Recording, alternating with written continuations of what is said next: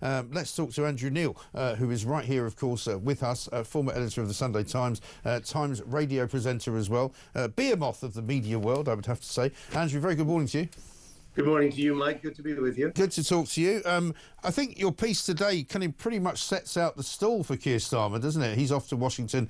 He's going to go there. He's going to appear on Thursday to talk to Donald Trump. He doesn't sound as though he's terribly sort of confident about what he's going to say. We're not indeed sure what he is going to say, but I thought Emmanuel Macron yesterday was quite interesting when he said that Europe is going to step up. He's actually taken the advice of J.D. Vance, and he says that we need to do more. Well, there's no doubt about that. Europe does need to do more, though what actually came out in terms of substance from Mr. Macron's meeting with Mr. Trump is not clear. If Keir Starmer is going to tell Donald Trump that we're going to increase defense spending from 2.3% of GDP to 2.5% of GDP, which is a mere extra $5 billion for defense, a rounding error in the national accounts, then he'd probably be better not going to the White House at all. And there is an opportunity here for Mr. Starmer, but will he step up? I'm not so sure. You see, Mike, we've gone beyond the argument that Europe needs to do more for its defense, which the Americans have been making for years and years. Trump just makes it a little bit more robustly than previous presidents. What we're now looking at as a result of Donald Trump's essentially retreat from Europe, we're looking now at the need to rebuild a Europe without the United States as the dominant security presence, and NATO without the United States as the dominant military power. That means that Britain, France, Germany, Poland, which is already doing a lot, and Italy all need to step up to the crease in a major way, not by decimal points, but by substantial increases in our national security. That is the challenge the continent now faces. And as Vladimir Putin watches all of this from his eyrie in the Kremlin, what do you think he's making of it? Is he sort of rubbing his hands with glee, thinking that, well, if the Americans are going to take a step back, I'm now pretty much getting carte blanche to do what I want? Yes, he's winning every time at the moment because he's got a friend in the White House for reasons that baffle me. I mean, as I was writing my column yesterday about this watershed in geopolitics, this retreat of Trump's America from Europe, pivot to the Pacific, the need for Europe to totally recalibrate its defense posture and stand up for itself now, which will mean huge political changes. The news came through that in a UN motion condemning Russian aggression in Ukraine and for the unprovoked invasion, America voted against it, siding with Russia, North Korea, and Belarus, the world's worst dictatorships, and against its democratic allies, Britain, France, Germany, Italy, Poland, and so on. I mean, if that's not a change in the geopolitics that we've known in our lifetime, this 80-year Pax Americana, which has helped to keep us all safe, then I don't know what is.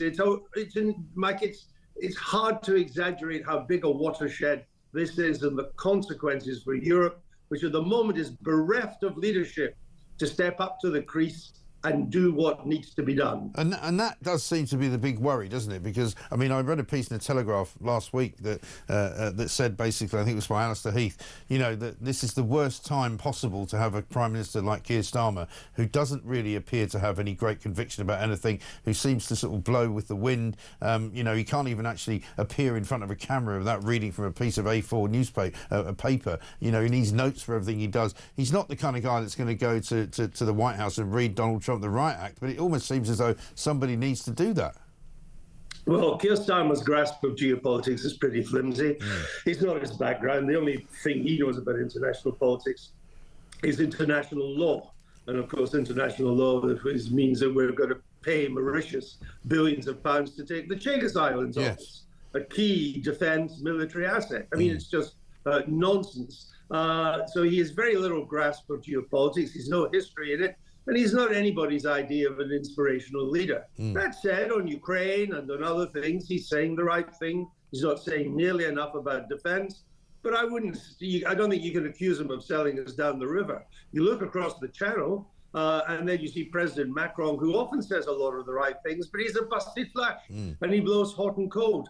And the truth is, not often reported, France has done very little compared to Britain or Germany or America to help Ukraine. It really hasn't done a lot at all. And yet it is the second biggest military power in Europe after the United Kingdom. Right. And then Germany, now which had this rudderless coalition government under the Social Democrats, is now going to have a new government led by the centre-right Christian Democrats. But lo and behold, the Social Democrats will be part of it. Yeah. So it's likely to be a weak government buffeted around. I mean, the only leader at the moment in Europe, other than Poland, let's not ever forget Poland. Poland now spending almost 5% of its GDP on defense because it knows what happens to you when you don't have defense. It's learned the hard way at the hands of the Nazis and the Soviets what happens. Poland doing a lot, but the only other leader really is Meloni. And with in Italy, and with the best will in the world, Italy, although important, is not going to determine the geopolitics of Europe. Yeah. No, you said rudderless there, and it was the word I was literally, it was on the tip of my tongue. I was going to ask you. I don't see that Europe has been any more rudderless than this in my lifetime. The European Union appears to have denuded itself into nothing. You know, they spent so much time, you know, sort of counting matchboxes and doing ludicrous things about trade that they've got no real political oomph whatsoever left. And well, it feels like Europe's completely irrelevant now in the world. It's not irrelevant, but it's not exactly as influential as it should be either.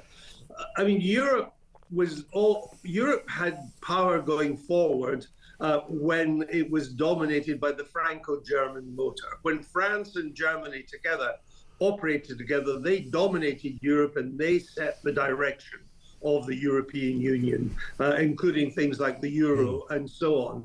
Well, Paris is weaker now. Berlin is a weak coalition governments. Paris and Berlin have not been getting on well together.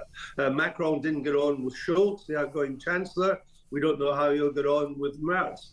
And, you know, there isn't much time to waste. There could well be a loser's peace deal done in Ukraine over our heads by Mr. Trump, who just seems to want to be out there. He's already given Mr. Putin most of what he wants. I don't know what the art of the deal is in Donald Trump's mind. In my, having done some deals in my own time, is you never give the stall away before the negotiations even begin. Looks like he has. So we need to start being serious and to realize that this is day one of a brave new world. And we need to do a lot more for our security, which is under more danger than it's been at any time since the Cold War. And people say to me, yeah, but we don't have the money. We don't have, our fiscal resources are stretched. We've got huge national debt. We run big budget deficits. I understand all that. But we spend as a government or as a country, the government spends over £1 trillion a year, £1 trillion.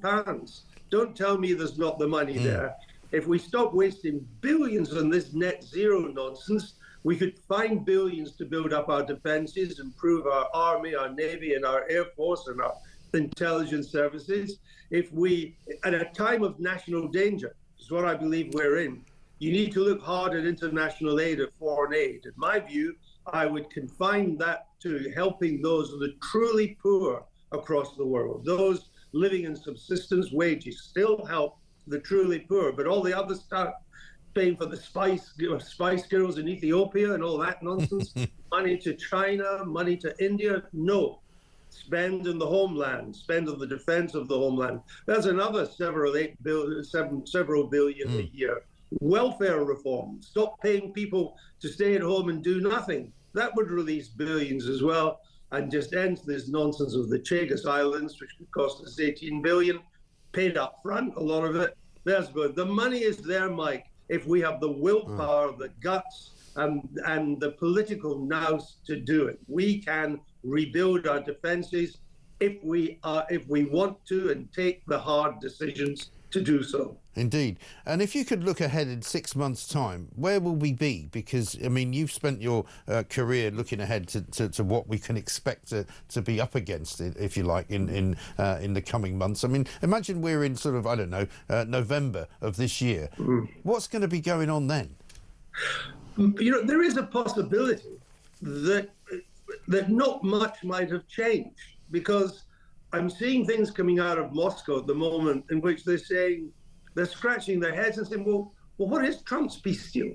What does he expect us to agree to? How is this going to be resolved? So you may not get this breakthrough in the next couple of months that Donald Trump says we're going to get. So I wouldn't rule out.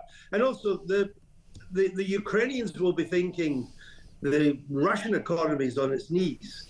Another year and it may not be able to function properly. Whereas the Russians will be thinking we are grinding Ukraine down bit by bit. So the incentives for peace on either side may not be that great. My biggest worry would be that Donald Trump agrees a peace deal over the heads of Ukraine and of Europe. It's a peace deal that gives Mr. Putin most of what he wants, and that results in Europe deploying peacekeepers to the ceasefire line to patrol a peace deal over which we played no part. I mean, sending British lives into danger on that, I'm not averse to deploying British power abroad at all. But to put British, French, German troops into harm's way for a peace deal we were not part of, that seems to me very dangerous, and in which Russia and America have maybe carved up Ukraine's mineral resources between them. What do we get out of that? What does Ukraine get out of that? I think that's the danger. This is the danger of this brave new world we're in which Russia, America, and China operate above our heads, which is why we start getting serious too and become a major player. This has nothing to do with the European Union. It's nothing to do with Brexit.